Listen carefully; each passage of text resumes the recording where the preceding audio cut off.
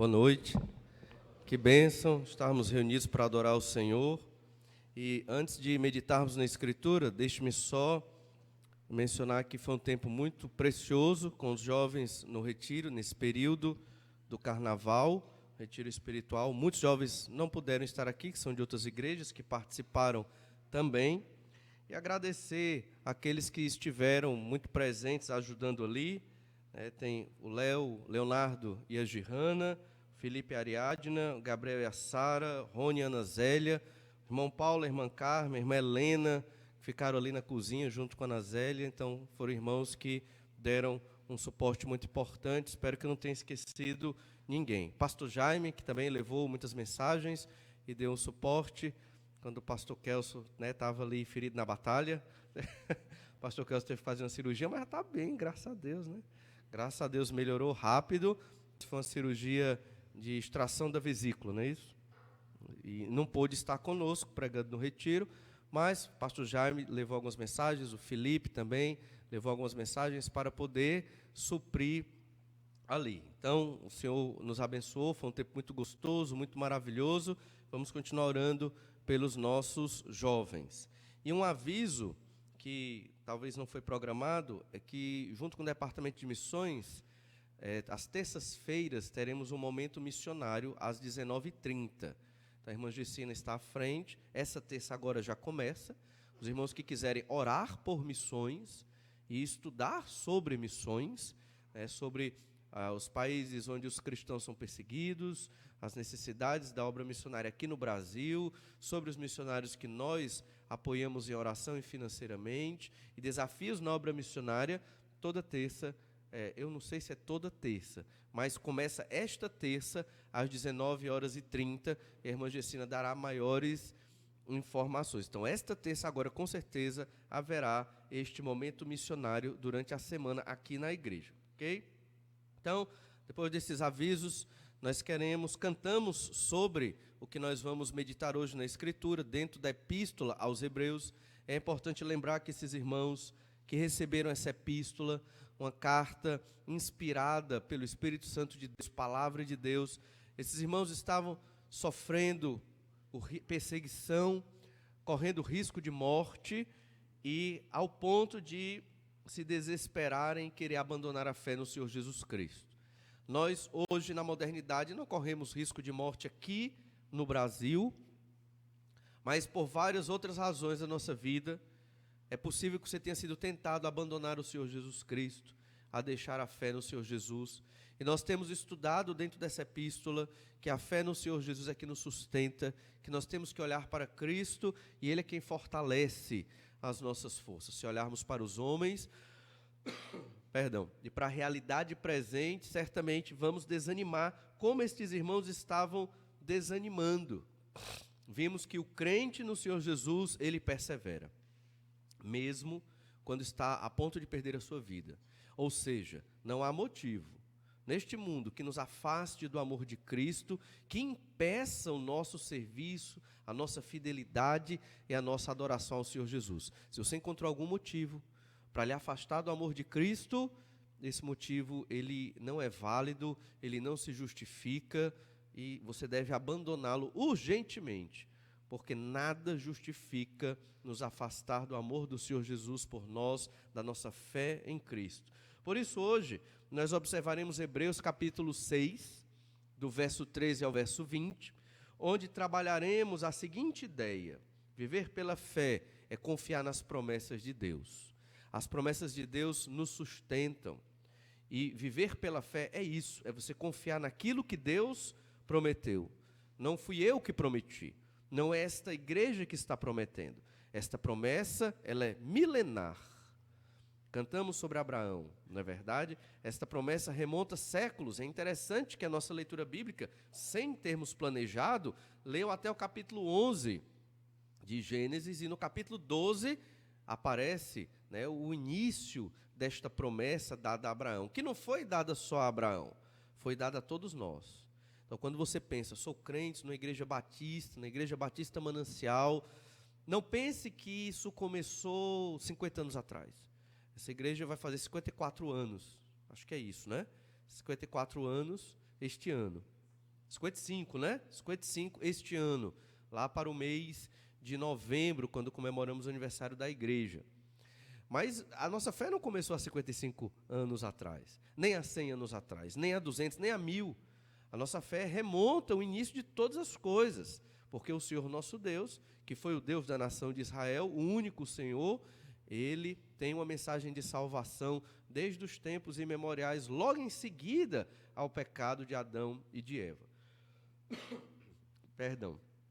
Por isso, nós não devemos acreditar que a nossa fé é simplória, que a nossa fé ela foi inventada, criada por um homem, por uma instituição religiosa, né, por batistas. Não, é muito maior do que isso. A nossa fé ela vai além dessas gerações. E é isso que o autor aos Hebreus quer mostrar àqueles irmãos que estão com medo de morrer e alguns pensando em deixar Jesus para não morrer.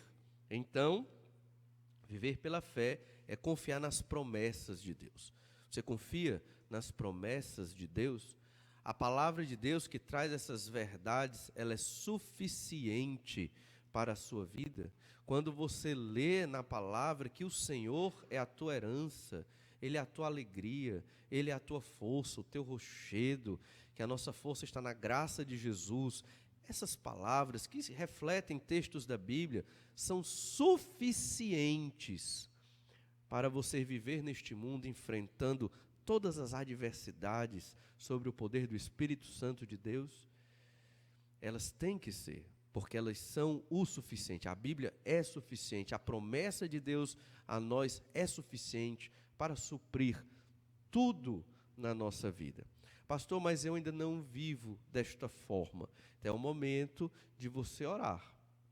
É o momento de você ler a sua Bíblia. É o momento de você refletir se a sua fé ela é condizente com as promessas que o Senhor nos apresenta. Então, viver pela fé é confiar nas promessas de Deus. Como o nosso texto possui vários versículos, nós vamos ler grupos de versículos. Então, o primeiro grupo de versículos é do verso 13 ao verso 15, onde nós observaremos que os que esperam a promessa são diligentes na fé. Vamos ver 3 verdades sobre essa promessa conquistada por Jesus. A primeira verdade é esta: os que esperam a promessa são diligentes. Olha o verso 13, Hebreus, capítulo 6, versículo 13. Você pode acompanhar aí na sua Bíblia. Diz assim: pois quando Deus fez a promessa a Abraão, visto que não tinha ninguém superior por quem jurar, jurou por si mesmo, dizendo: certamente te abençoarei e te multiplicarei. E assim, depois de esperar com paciência, obteve Abraão a promessa. Então, por que os que esperam a promessa são diligentes na fé? Na verdade, o ideal de estudar uma epístola era que nós estudássemos toda a epístola, mas os irmãos devem ter percebido que é um volume grande de conteúdo para podermos observar tudo. Então, nós fragmentamos a epístola em parágrafos, e esses parágrafos são expostos, pelo menos agora, nos cultos de domingo à noite. Mas, na verdade, o texto que estamos lendo é a continuação do texto anterior. Então, aqui, o argumento de que Deus faz a promessa a Abraão é a continuação dos versículos 11 e 12. Então, leiamos os versos 11 e 12 para entender melhor o nosso texto. Hebreus 6, 11 e 12.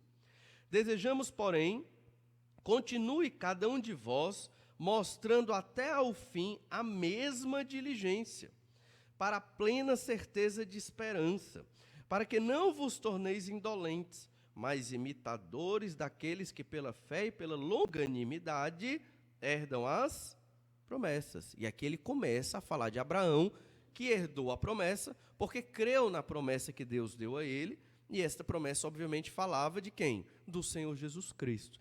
Então, em todo o Antigo Testamento se fala de Jesus, porque Jesus é o núcleo desta promessa. Ele é o Messias prometido que viria morrer pelos pecados dos homens. Então, no Antigo Testamento, na Velha Aliança, antes de Israel e durante o povo de Israel, as pessoas criam, se convertiam, eram salvas pela graça de Deus, crendo no futuro, que no futuro viria o Messias, o Salvador, o núcleo desta promessa. Obrigado.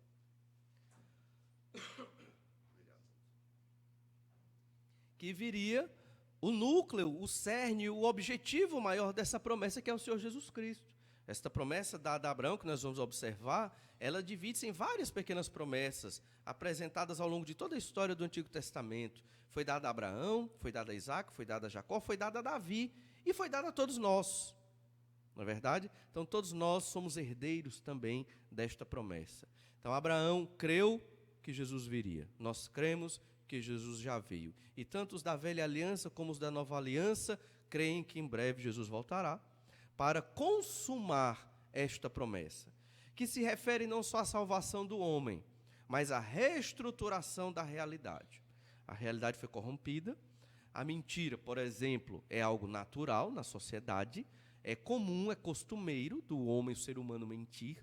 A criança, ela não precisa ser ensinada a mentir, precisa? Não, ela já aprende, é incrível, né? Mas ela tem que ser ensinada a dizer o quê? A verdade. Isso diz muita coisa da nossa natureza caída. E isso não é só no Brasil, viu? Isso é em toda parte do planeta. As crianças, elas já nascem predispostas à mentira e a outros pecados. Perceba, então, que aqui, nesse texto, nós temos alguns elementos importantes, verso 11 e verso 12. Você tem a diligência e você tem a indolência. Ser indolente aqui é aquele que está fraquejando na fé, por causa das dificuldades da vida. No caso dos irmãos que receberam essa epístola, primeiramente, eles estavam com medo de morrer, por causa da perseguição dos próprios judeus e também dos romanos. No nosso caso hoje, são outros motivos, né? Nossa fé enfraquece por outras razões, talvez problemas financeiros, talvez problemas de saúde, talvez problemas que nós criamos, talvez problemas que nem existam, né? Mas que para nós são problema. Então nós acabamos esfriando na fé do Senhor Jesus Cristo e vira um ciclo de sofrimento, porque se eu estou longe de Jesus, certamente eu não estarei feliz. Temos que ser diligentes. Como quem? Como os que herdam as promessas. Quem crê na promessa dada a Abraão, ele é diligente na sua vida com Deus. Ele não se acomoda, ele não se satisfaz, se contenta com as coisas ao seu redor. Ele não se dá por vencido no meio das batalhas desta realidade. E eu estou repetindo essa palavra realidade porque mais à frente a gente vai entender que é uma realidade superior à nossa. Então, na verdade, aqueles que esperam a promessa são diligentes. Nós hoje somos muito mais abençoados do que Abraão. Por quê? Porque vimos boa parte da promessa se cumprir em Cristo. Jesus veio, o Filho de Deus, morreu numa cruz, ressuscitou ao terceiro dia e subiu ao céu. Então, boa parte do que foi prometido já se cumpriu. Estamos esperando agora o seu retorno a qualquer instante, a qualquer momento, para cumprir o resto desta promessa. É uma promessa de salvação da raça humana, mas também de reestruturação da realidade. Nós vamos ver em Romanos 8 que a criação geme querendo a sua redenção. As plantas, os animais, você olha a natureza, ela é linda, certos animais belíssimos, mas toda a realidade que nós observamos, ela é corrompida pelo pecado. Não é igual à criação original que Deus fez antes de Adão pecar. Imagine só o novo céu e a nova terra. Imagine só você ressurreto, livre de dietas, já pensou? Sem precisar fazer dietas, sem restrições alimentares, sem problemas de doenças, já pensou? Com força, não sei se isso acontece com você, mas a sua mente está boa, você quer fazer, mas o corpo já não vai, não é assim? E aí acontecem os acidentes, né? Prejudica um joelho, um tornozelo, algo nesse sentido. E isso não são só dos senhores e senhoras, até os jovens, né? Eu vi pelo retiro, estão fraquinhos os jovens no retiro, fraquinho, tudo doente, rapaz, que isso? Né? Tem que comer mais feijão, tem que, né, ter uma alimentação mais reforçada para não ficar doente. Elementos que devemos imitar em Abraão: diligência, fé e longanimidade. Os homens que herdavam as promessas tinham essas características: diligência, fé e longanimidade. Não podemos ser aqueles que esmorecem por qualquer dificuldade. Nós temos um Deus todo-poderoso, temos promessas maravilhosas e incríveis. Então você não pode simplesmente se deixar vencer por essas coisas. Porque se você se deixa vencer, se vitimiza, eu não estou dizendo que nós não podemos compartilhar dos nossos sofrimentos. Claro que podemos, devemos pedir oração, compartilhar com os irmãos, sofrermos juntos. O que eu estou querendo dizer é você se acomodar no seu sofrimento. É você se vitimizar e dizer, estou perdido, a vida é isso mesmo. E aí o que é que acontece? Depressão, né? Tristeza profunda. E você perde a alegria de estar com Jesus. Não é porque Jesus não tem poder, não é porque o Espírito não tem poder, é porque você escolheu ser vencido pela circunstância de vida que está te oprimindo e te prejudicando. A promessa feita a nós e a Abraão, primeiramente, ela é baseada num juramento. Isso é muito importante, isso tem a ver com a nossa fé. Esse juramento, ele foi feito por Deus. Ele não foi feito por homens. Deus jurou por ele mesmo, porque não tinha ninguém maior do que Deus. Não tinha ninguém, porque Deus é a maior autoridade do universo, de tudo que existe, não há ninguém maior do que ele, então ele vai jurar por quem? Na realidade humana da época, se jurava para evitar os conflitos. Digamos que eu tenho uma posse de terra, e meu vizinho tem outra posse de terra, aí o gado dele está entrando no meu território, e eu tenho muito gado, não percebo, aí fica aquele conflito. Então o que é que a gente faz para resolver o conflito? Um juramento, um acordo, um pacto. Olha, eu faço um acordo com você de que se eu ficar com o seu gado, eu vou lhe pagar uma taxa, uma multa, além do gado seu que eu vou devolver. É um juramento. Acabou-se a contenda, fizemos um acordo. Abraão e Ló fizeram um acordo, né? Escolhe a terra. Ló foi para um canto, Sodoma, Gomorra, e Abraão foi para o outro lado. Fizeram um juramento que os pastores de ambos estavam brigando. Então, eles fizeram um acordo. E aqui o Senhor Deus, ele fez um juramento na forma de promessa. E essa promessa vai acontecer. Porque não é baseado em homens, não é baseado em uma instituição humana. Entendam isso. Mas é de Deus. Novamente, o verso 13, né? Vamos ler aqui o verso 13, Hebreus 6, verso 13, diz assim: pois quando Deus fez a promessa a Abraão, visto que não tinha ninguém superior por quem jurar, jurou por si mesmo, dizendo, certamente te abençoarei e te multiplicarei. Esta promessa, ela começa a ser delineada em Gênesis 12, verso de 1 a 3. Leiamos Gênesis 12, verso 1 a 3, que é a continuação do capítulo 11. Veja que foi dada uma genealogia enorme no capítulo 11. Por quê? Porque para a antiguidade isso era muito mais significativo do que para nós hoje, mas a ideia é marcar e mostrar de onde vem a descendência daqueles que Deus chamou para ser seu povo.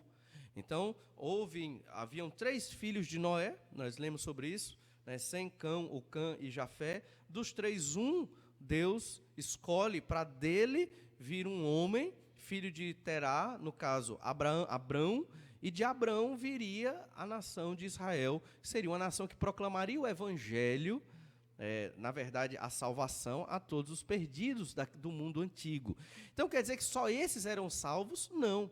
Lembra que há pouco falamos sobre Melquisedeque, em outro domingo, que não era descendente direto ali de Abraão, mas era um rei sacerdote de uma cidade onde todos temiam a Deus, o Deus Altíssimo. Então, haviam outros povos também convertidos, crentes no Senhor, que aguardavam o Salvador.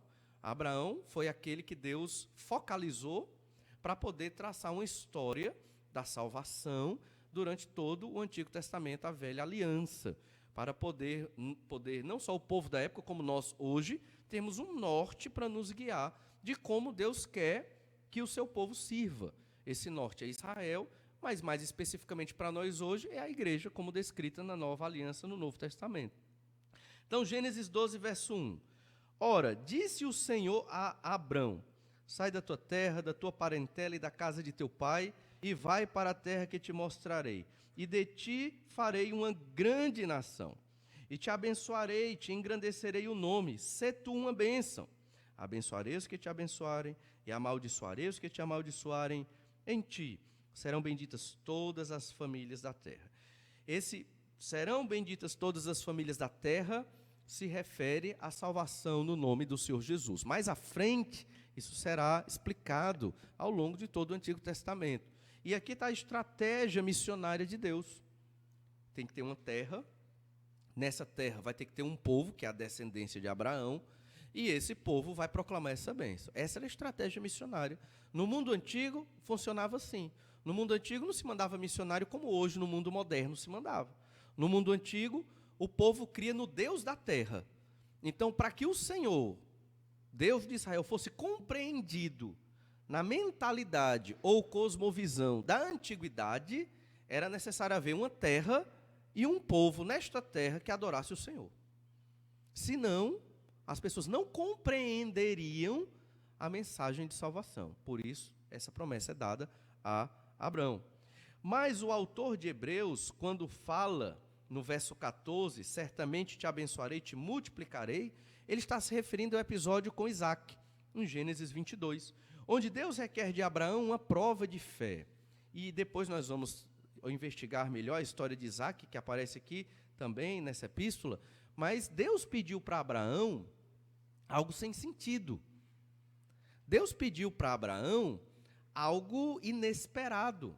Veja, em Gênesis 12, do 1 ao 3, Deus prometeu a Abraão uma descendência. Sua esposa Sarai, era estéril, mas ela concebeu um filho na sua velhice.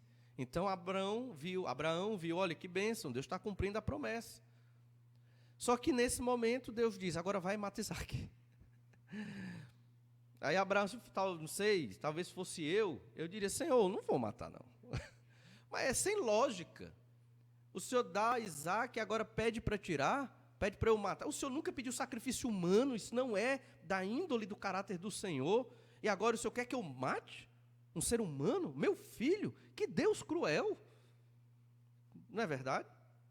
Então, irmãos, tem muita coisa na Bíblia que não dá para explicar todas as questões ou ter todas as respostas. Não dá.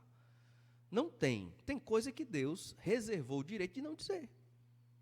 Mas Deus disse como fazer. Deus disse, faça. Mas, Senhor, isso e aquilo. Meu amigo, só faça. É a mesma coisa que com Abraão. Né? Então Deus disse para Abraão, vai lá, sacrifica Isaac. Abraão não questionou. Abraão foi e ia sacrificar Isaac, mas aquilo era uma prova de Deus com relação à fé de Abraão. Isso serve, que é um parêntese dentro desse texto, só para você compreender, que se em algum momento da sua vida as coisas não estão tão lógicas ou tão ajustadas, e se ser fiel ao Senhor parece algo esquisito e difícil, não estranhe. O Senhor nosso Deus, Ele requer de nós muito mais do que nós imaginamos que podemos oferecer a Ele. E Ele, eu não tenho dúvida, eu não sei tudo, mas eu não tenho dúvida de que o Senhor, nas nossas vidas, constantemente, Ele coloca desafios. Desafios claros. Você aceita se quiser. Se você aceita, você vai crescer um pouco mais no conhecimento de Deus, em alegria com Deus. Se você retrocede, você vai continuar aquela pessoa sempre ali, à margem, sem estar profundamente comprometida com o Senhor, seu Deus. Aconteceu com Abraão, aconteceu com outros servos de Deus.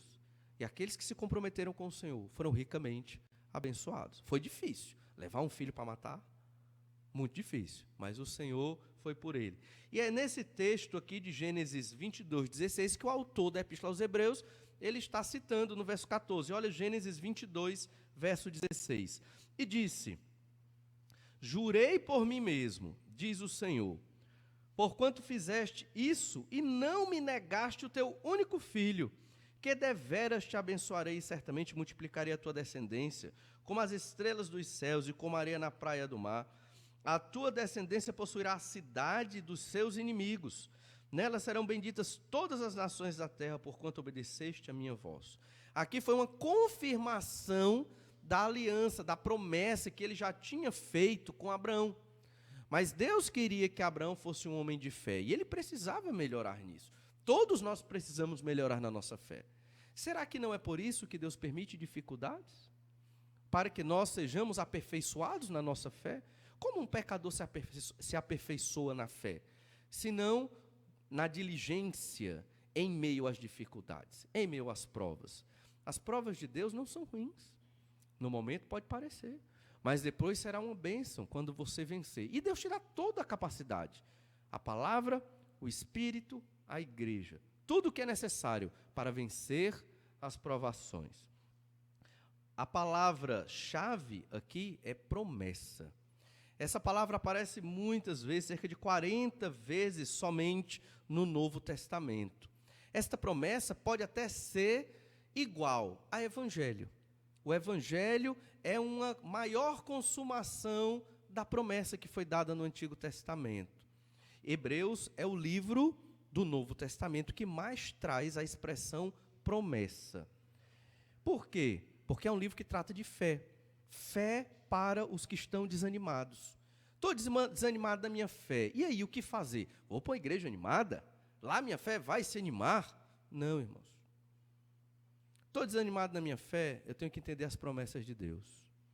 A promessa da vinda do Senhor Jesus Cristo, da salvação pela graça do Senhor Jesus Cristo. A promessa de um novo céu e nova terra, que é a consumação do plano de Deus. A promessa de uma realidade superior, melhor e muito mais feliz e interessante do que é que eu vivo hoje. Essa é a esperança dos que vivem pela fé no Senhor Jesus. O apóstolo Paulo pregou ao rei Agripa acerca desta promessa. Olha Atos 26, verso 6. Atos 26, verso 6. Paulo diz: e agora estou sendo julgado por causa da esperança da promessa. Olha, estou sendo julgado por causa da esperança da promessa. Essa promessa deu uma esperança. Esperança de salvação, esperança de vida eterna, de ressurreição, uma nova realidade, uma nova sociedade de redimidos sem pecado no futuro. Então Paulo está dizendo: estou sendo julgado por causa da esperança da promessa. Verso 6 ainda: que por Deus foi feita a nossos pais, a qual as nossas 12 tribos, servindo a Deus fervorosamente de noite e de dia, almejam alcançar. É no tocante a esta esperança, ó rei, que eu sou acusado pelos judeus. Veja que coisa maluca. Os judeus receberam essa promessa, foram portadores dessa mensagem de salvação, e eles mesmos estavam perseguindo os apóstolos que proclamavam o cumprimento dessa promessa, mesmo que ainda não era o cumprimento total, mas era um grande cumprimento, porque Jesus tinha chegado, o cerne, o centro da promessa, o Messias, o Salvador, o Filho de Deus, que é Deus também gerado de Deus, que é o tema dessa epístola desde o capítulo 1. E eles estavam matando aqueles que proclamavam a promessa que foi dada a Abraão. Como pode? A explicação, hoje vimos pela manhã, sobre a hipocrisia dos fariseus, dos escribas, é porque nesse primeiro momento, primeiro século aqui, os judeus estavam muito longe da fé genuína no Senhor. O cristianismo começou bem, perseguido aqui, mas firme. Ser cristão aqui, nesse momento, primeiro século depois de Cristo, era difícil, podia morrer, mas quarto século, principalmente no quarto século depois de Cristo, os cristãos saíram da marginalidade e começaram a ser aceitos socialmente. O imperador, supostamente convertido, ele começa a fazer do cristianismo a religião oficial do império. Ser cristão agora era status, né? O imperador, quando tinha uma dúvida, recorria a quem? Ao pastor de Roma, da igreja que Paulo escreveu aos Romanos. E o pastor de Roma se tornou o pastor mais importante do império, porque ele aconselhava quem? O imperador supostamente convertido. Isso foi bom para o cristianismo? Não, porque a perseguição não existia mais. Muitos queriam ser cristãos não porque criam em Jesus, mas porque queriam benefícios, queriam vantagens. Ser cristão era ter vantagens. E então o cristianismo se corrompeu durante séculos e séculos, toda a chamada Idade Média, até chegar na Reforma Protestante. Sempre houveram cristãos fiéis e verdadeiros, mas diminuiu muito, pelo menos ao que se sabe, nesse período. Veja então que Paulo era condenado pelos próprios judeus porque pregava esta promessa. Lá em Hebreus, capítulo 11, verso 39 a 40, volte para Hebreus, por favor. Os patriarcas e judeus, eles alcançaram as promessas, mas não obtiveram a promessa completa, Porque Jesus é a consumação e a concretização das promessas. Olha Hebreus 11, 39. Ora, todos estes aqui são os chamados heróis da fé, de Hebreus 11. É uma galeria de homens que tiveram fé na velha aliança, para motivar esses irmãos que estão fracos na fé. E diz assim no verso 39, ora, todos estes que obtiveram bom testemunho por sua fé, não obtiveram, contudo, a concretização da promessa, por haver Deus provido coisa superior a nosso respeito, para que eles, sem nós, não fossem aperfeiçoados. Todos fomos aperfeiçoados em Cristo Jesus. O Senhor Jesus é a consumação dessa promessa. Jesus é o modelo do homem perfeito, da humanidade perfeita, que nós devemos seguir e que nós devemos imitar. Ele é a garantia de que estaremos um dia ressurretos no novo céu e na nova terra e que venceremos a morte. Morreremos fisicamente, se Jesus não voltar antes, mas se não, venceremos a morte na ressurreição. Esta é a fé bíblica, cristã, essa é a promessa, e isso deve nos fortalecer no meio das dificuldades, dos problemas, das ansiedades, das depressões. Paulo identificou a promessa feita a Abraão e aos seus descendentes como a salvação pela graça. Lá em Romanos capítulo 4, verso 13, estamos vendo alguns versículos que falam sobre a promessa. Olha Romanos 4, verso 13, nós lemos assim: não foi por intermédio da lei que a Abraão ou a sua descendência coube a promessa de ser herdeiro do mundo, e sim mediante a justiça da fé. Por que não foi por intermédio da lei? Porque não havia lei. Abraão é antes de Moisés, a lei só veio em Moisés. Êxodo capítulo 20, Deuteronômio capítulo 5, falam da lei, a lei dada a Moisés. Não havia lei escrita ainda quando Abraão foi salvo pela graça de Deus. Então não é pela lei, não é por obras, mas é pela justiça da fé. O que é a justiça da fé? É que Jesus morreu numa cruz pelos nossos pecados, em substituição das nossas obras más. Houve a chamada imputação. O que é isso? As obras más, as nossas obras más, foram colocadas em Jesus. Como um cordeiro, Jesus foi sacrificado, nos substituindo na nossa condenação pelas nossas obras más, que são crimes diante de Deus, que nós chamamos de pecado.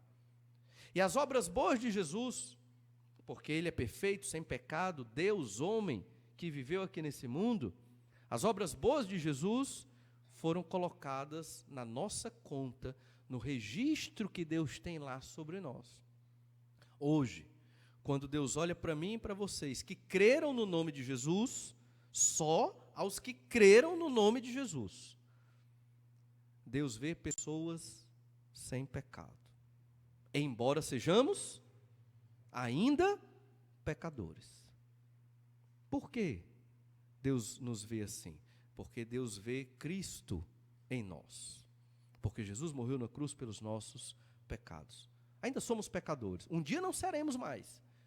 Mas o Senhor tem misericórdia de nós, olha para nós, ouve nossas orações, porque quando olha para alguém, por quem Cristo morreu, Ele vê uma pessoa absolvida ali, justificada, declarada justa dos seus pecados, embora ainda sejamos pecadores. Vejam então, é o que Paulo está dizendo aqui em Romanos 4, verso 13. E olha o verso 16.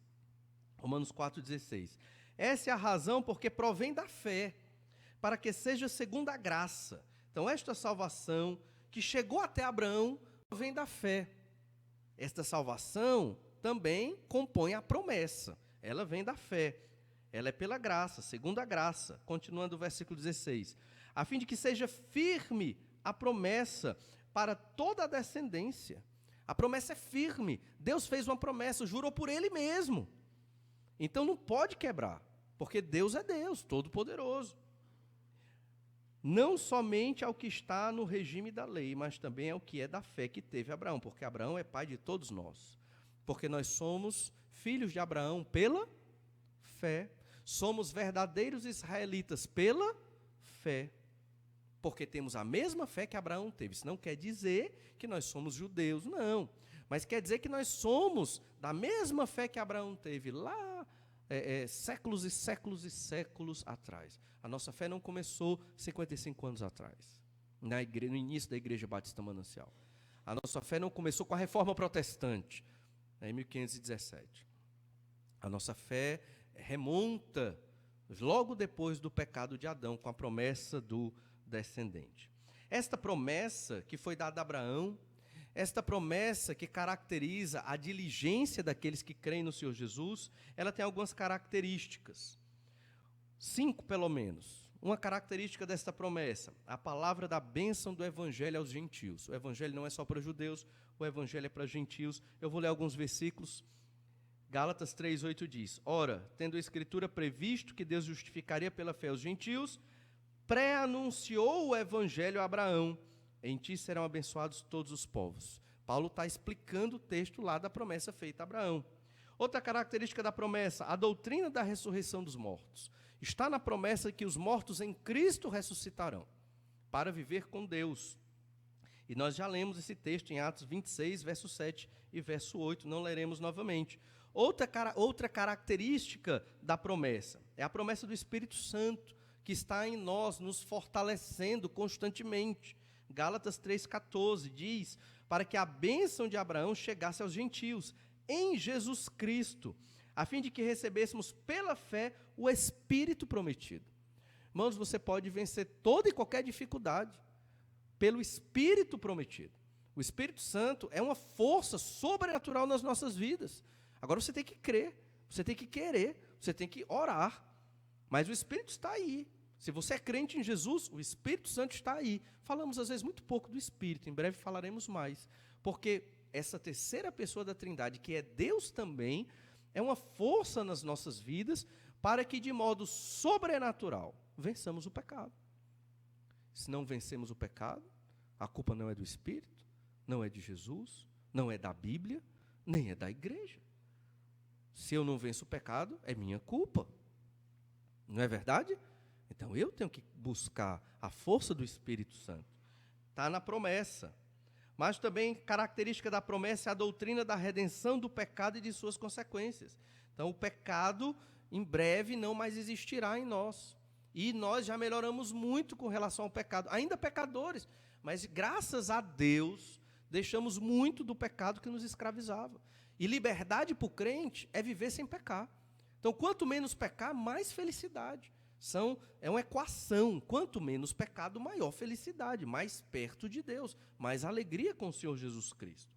E uma última característica, talvez a principal, da promessa dada a Abraão, é a chegada de Jesus, o Messias prometido, que veio e em breve retornará para consumar esta promessa. Abraão guardou a promessa com paciência, com diligência, e obteve os resultados dessa promessa. Hebreus 6, vamos ler o 13 ao 15 de novo. Pois quando Deus fez a promessa a Abraão, visto que não tinha ninguém superior por quem jurar, jurou por si mesmo, dizendo: certamente te abençoarei e te multiplicarei. Verso 15, e assim, depois de esperar com paciência, obteve Abraão a promessa. Temos que ser diligentes, temos que ter fé e temos que ser pacientes. Tudo que lemos na Bíblia vai se cumprir, porque Deus garantiu que vai se cumprir. Se hoje está difícil, espere, aguarde, a promessa vai se concretizar. Viver pela fé é confiar nas promessas de Deus. É saber que essa realidade ela vai acabar. É saber que somos peregrinos nesse mundo, como os jovens bem cantaram na música que eles entoaram hoje à noite. É saber que a nossa recompensa é futura e que eu não vou perder muito tempo nas coisas desta terra. Eu vou investir no mundo vindouro, porque chegará. Porque quem prometeu foi Deus. Não foi homem, não foi uma igreja, mas foi o Senhor. Hebreus 11, verso 1 diz assim: ora, a fé é a certeza de coisas que se esperam, a convicção de fatos que se não veem, pois pela fé os antigos obtiveram bom testemunho. Certeza de coisas que se esperam. Você tem certeza da volta do Senhor Jesus Cristo? Você tem certeza do novo céu e uma nova terra? Você tem certeza de uma sociedade redimida do pecado, sem morte, sem dor, sem sofrimento, plena paz, plena alegria. Você tem certeza dessas coisas, porque essa é a promessa. Certeza da ressurreição. Hoje você quer fazer uma atividade, o corpo não vai mais, ou você quer lembrar uma informação e a mente lhe trai. No novo céu e nova terra, teremos plena capacidade, a semelhança do Senhor Jesus Cristo quando ressuscitou. Faz parte da promessa. Olha o verso 6. No verso 1.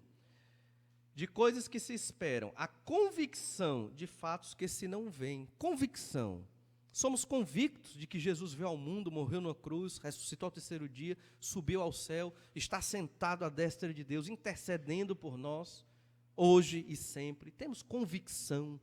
Temos convicção que Jesus é o Senhor, o Salvador, e que a nossa vida é para a glória dEle, não para a realização das nossas vontades e desejos. Temos convicção